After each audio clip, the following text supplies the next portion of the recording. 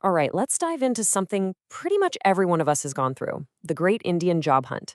You know the story. It's a wild ride of sky-high dreams, some pretty harsh realities, and, let's be honest, that hilarious, sometimes painful gap between the job you imagined and the one you actually land.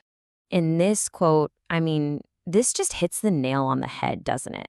It's that perfect mix of hope, a little bit of sass, and that cynicism that you just have to have when you're looking for a job these days. It really sets the stage for everything we're about to talk about. Oh, yeah, the dream. We've all been there. You're fresh out of college, you're fired up, and you are absolutely convinced you're going to be the next big thing. You're picturing that corner office, the massive salary, and a work-life balance that makes all your friends jealous. It's a beautiful fantasy, isn't it? But then, reality comes knocking. And our first stop on this reality tour is none other than Bangalore, the Silicon Valley of India. The Bangalore dream is powerful. You can't deny it. You see yourself in one of those cool startups, maybe on a beanbag chair, sipping some fancy coffee, and writing code that is literally going to change the world. You're not just some coder, you are a visionary in a hoodie. And here we are. The reality. That grand plan to disrupt the industry? Well, it often just boils down to your daily fight with the office printer. Seriously, the most complex problem you might solve all week is why there's a paper jam in tray 2. The glamour, it fades pretty fast. And let's talk about the money, shall we? You got that big tech salary you were so excited about. But this chart, this chart tells the real painful story. Look at it. You're basically working full-time so your landlord can go on a nice European holiday while you're at home figuring out which brand of instant noodles to buy. You expected your day to be filled with brilliant, innovative brainstorming sessions, but nope. Instead, you're innovating new ways to stay sane while being stuck in silkboard traffic for 2 hours every single day. Your biggest creative spark is finding a new podcast to get you through the commute. Okay, let's leave the joys of Bangalore traffic behind us and head straight into a completely different kind of chaos in Mumbai. The city of dreams, big money, and a pace that just never, ever stops. The Mumbai dream. It's all about that power, that prestige. You're going to be the Wolf of Dalal Street, closing multi-crore deals without breaking a sweat, all while looking out at the gorgeous Arabian Sea from your massive sea-facing apartment. It's a movie, and you're the star. But the reality? Well, it's a bit more cramped. That sea view you dreamed of, it's been replaced by a view of your roommate's towel drying in the balcony. And the only high-stakes deal you're making is successfully negotiating your way onto the 847 Virar Fast Local.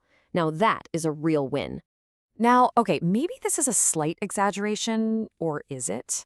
To anyone who's lived the Mumbai life, this feels painfully accurate. Your life is basically commuting. Work is just this little thing you do in between train rides. And sleep? What's that? You really thought you were going to leave the office at 5 p.m.? That's cute. In Mumbai, the phrase end of day isn't a time, it's more of a philosophical concept. That email that lands at 7 p.m. asking to connect EOD really just means sometime before you wake up tomorrow.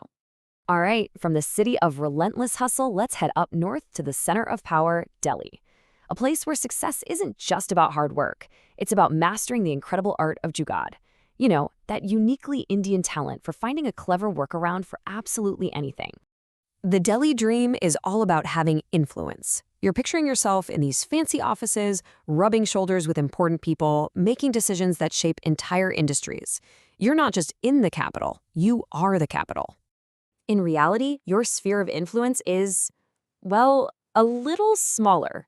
Your most strategic jugaad for the entire day is finding a parking spot anywhere near your office. And your biggest political victory? Convincing your manager to approve your leave for a long weekend. That's diplomatic masterstroke. So, we've hopped from Bangalore to Mumbai to Delhi. And yeah, they each have their own special flavor of soul-crushing reality. But when you look closer, you realize some struggles, are just universal. Let's talk about the stuff that ties this whole experience together. Ah, yes, this. No matter where you are, you have to go through this 5-act play. You apply, full of hope. You survive round after round. And then, silence, the ghosting phase. Just when you've finally given up all hope, an offer magically appears, but it's so low you have to check if they accidentally forgot a zero. And this slide, this right here is what truly unites us all. These are the sacred shared truths of working in India. the job description that tells you absolutely nothing, the infamous line, "we'll let you know," and of course, the one person in every office who thinks microwaving fish is an acceptable thing to do. So, at the end of it all, it kind of leaves you with this one thought. Maybe the real dream isn't about the corner office or the big salary. Maybe, just maybe, the real prize is the friends you make along the way, the ones you complain with, the ones who get it. It's the shared eye rolls and the bonds you form over a broken printer. Something to think about, right? Thanks for tuning in.